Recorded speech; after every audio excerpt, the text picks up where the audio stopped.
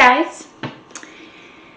Well, a while ago I had put out a request like on Reddit asking people what's some topic, like I made a poll asking make with a list of video topics and said vote which one do you want, which one would you watch, and I got like quite a few people who said who really likes the idea that I would try some of the different foods from Narnia using the Unofficial Narnia Cookbook. So I got the cookbook, and I have been making some of the foods. Some of them are really good, and there's a few more I want to try, like a braised beef, some different stuff that just look super good, and I'd love to try it. So let me know if you thought this sounds like, if you like this, and I'll do more. And so I just have 3 recipes I'm going to try today. And I do want to give credit where credit is due to the Unofficial Narnia Cookbook, and I'm not sure how you say your name, but Dinah Buckles, I believe it is, who for creating these recipes and providing them, they are amazing. And thank you for doing all this work because it's really good. But I never would even thought to do something like this, so thanks for doing it. Okay, so the first thing we have here, is this delicious lemon sponge cake. This is actually the very first recipe I ever tried from here this time around, and it is, so it's basically, it's sugar dusted sponge cake. It's not puff, it's a pound cake lemon sponge cake. And it is the recipe that Mr. Tumnus serves Lucy, or very similar recipe Mr. Tumnus would have served Lucy when she went to escape. And I actually have 2 kinds. One is almond, one is lemon, which is like the traditional kind, and it was so good. I'm like, I want to try almond because almond is like one of my all-time favorite flavors. So I made that too, so I'll try that. Oh.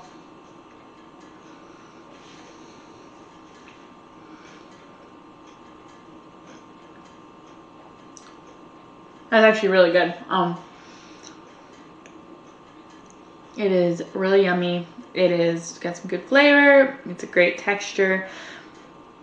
And it's actually really fun to make too. I was looking at the recipe and I'm like, oh my goodness, this looks kind of complicated or whatever, but it's really simpler than it actually sounds. I mean, I think the hardest part, I will say, was you have to beat the eggs yolks and the sugar for like 10 minutes to get it the right texture, and then you have to beat the egg whites for like 10 minutes. And my mom has a KitchenAid, so I was using that for when I was whipping the egg whites, because that's just harder. So, but then of course you don't want to like move the egg whites around because you don't want to like disturb them or anything. So I had to use, I had to get out the old hand mixer for the sponge cake, for the egg yolks part, and it's kind of like,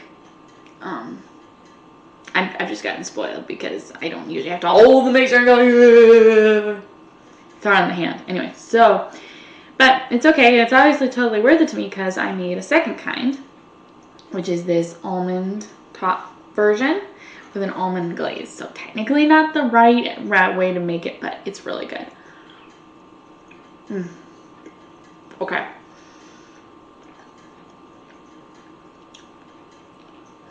100% is like, I like the almond much better in my opinion. It's actually really easy. So if you get the recipe and you're trying it, all you have to do is replace the lemon juice, which works out to be like however many tablespoons. You have to replace all but like the last teaspoon and a half with water, and then put a teaspoon and a half of lemon juice of almond flavoring, and it turns out amazing. Don't.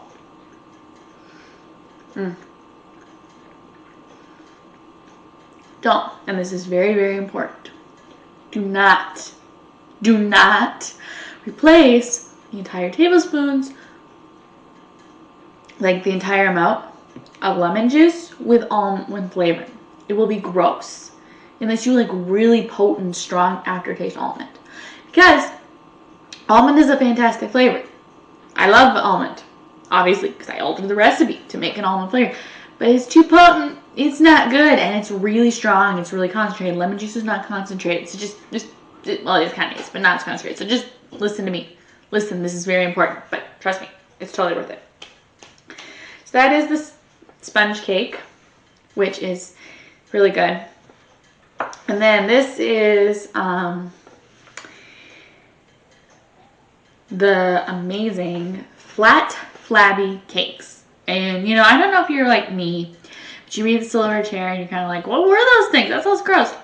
If they're what I think they were, they're actually what the author of this cookbook thinks they are. They're actually really good. They're cinnamon brown sugar pancakes. And like, I had never made any other kind of pancake than just like the buttermilk. And I mean, I would put chips and that kind of stuff, but it's really, so I was like, oh, I'm going to try some. So this looks really good. And it was a huge hit because of course we had family in time for Christmas. And the day after Christmas, we had like a brunch just because we weren't going to have like a big meal. And we were going to just have something super simple, but that kind of morphed. So we had these pancakes and eggs and, not eggs, sausage and hash browns. And it was really, really good. It actually worked out really well. We didn't need eggs, because I had just used up most of the eggs we had left 2 days before when I made the sponge cake, so kind of works out. We don't live where you're 2 blocks from the store, but anyway, it's really good.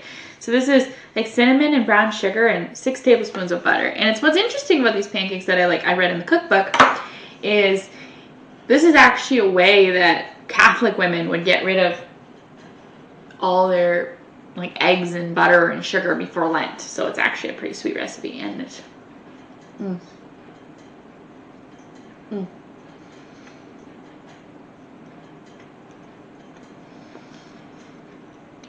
it's really great because most pancakes are, you really need like the butter and the sugar, and we did put butter and syrup on them. But this, I'm eating this cold without anything on it, and it's seriously an amazing pancake. It got really good texture. So this is, seriously, maybe I'm just,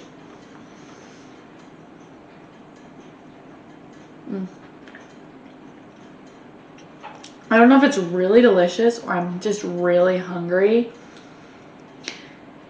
but this is seriously so good. I could just sit here and eat like the entire thing.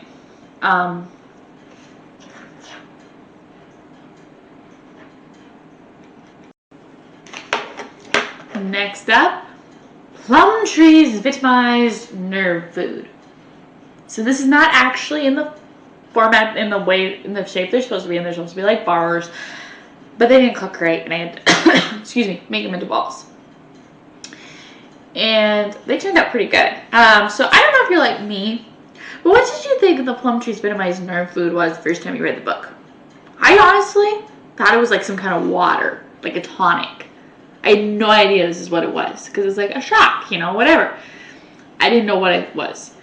But it's really good, and I should ask my, so I made these on a few days ago, and then there was one day, it was my nephew's birthday, and I was like, oh, he'd love these because they're huge Narnia fans. It's actually his dad that does the videos with me, and so is in most of my videos. So I was like, oh, he'd love these, so I brought him some of these, and I have to ask my sister how he liked them because I think they're pretty good. But I'm just kind of curious to see what they thought they were. So I'm gonna try them again. Oh,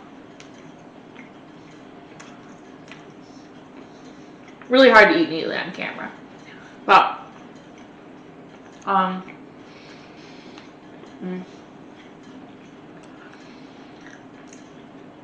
seriously, these are like some of the most delicious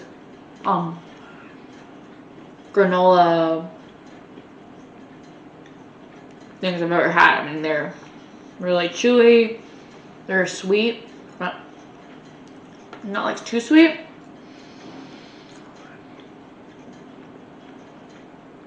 And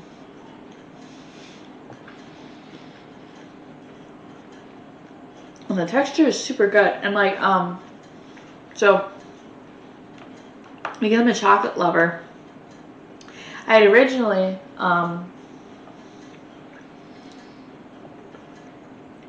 was going to, when I first made this recipe a while ago, so this isn't the first time I made this recipe, I replaced the raisins with chocolate chips, thinking, oh, it's gotta be good. But this time, like, I'm just gonna try both. So I did like some raisins, some chocolate chips, and it's just really good because you get like you get the chewy sweetness, a little bit of tang, and then like there's the delicious melt in your mouth chocolate flavor. So it's amazing. And that's one recipe I can say I think I'll be making often because the ingredients are cheap and they're scrumptious. They're not hard to make. Well, I would say, yeah, take them to work, take them to school. They're really good.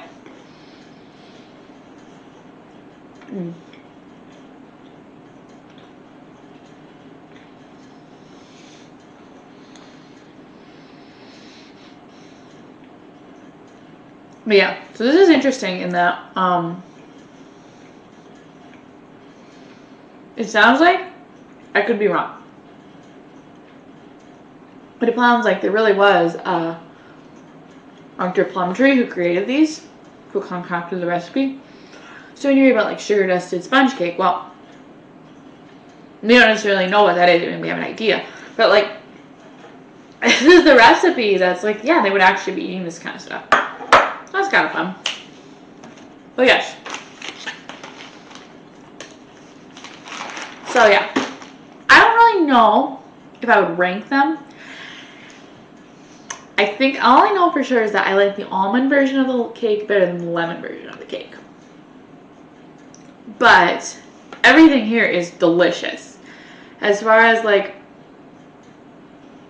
and like they're all really good. They're not that hard to make. I mean, the sponge cake is a little bit putsy, but the other recipes, it's like, poof, I could whip them up really quickly. It's really fun. I love having recipes like that. So yes, I would recommend, please, please, if you like cooking, if you like Narnia, or like either one of the, if you like, or if you don't think you're gonna like cooking, but you're just excited to try it. You know, if you're really, really taking it to the new level of nerding like I do, geeking out like I do. Oh, seriously, you have to get this cookbook. It's amazing. It has some great recipes in it, and it's been so much fun to try it. So yeah, I am there's a whole bunch more treats I want to try. Some candies, like the sweets they had in those days that look super good. So if you want to see that, and you like to actually see me rank the different kinds of candy, because I feel like I do that, because like all these I've eaten before, but I'd kind of like to not eat it up until like and try it for the first time on camera, because I love doing those. I love watching people rank foods, like whatever. So if you guys would like to see that, let me know, and I will do my best to please you. So yes, this is my opinion on the foods, and I will see you again soon. Bye guys.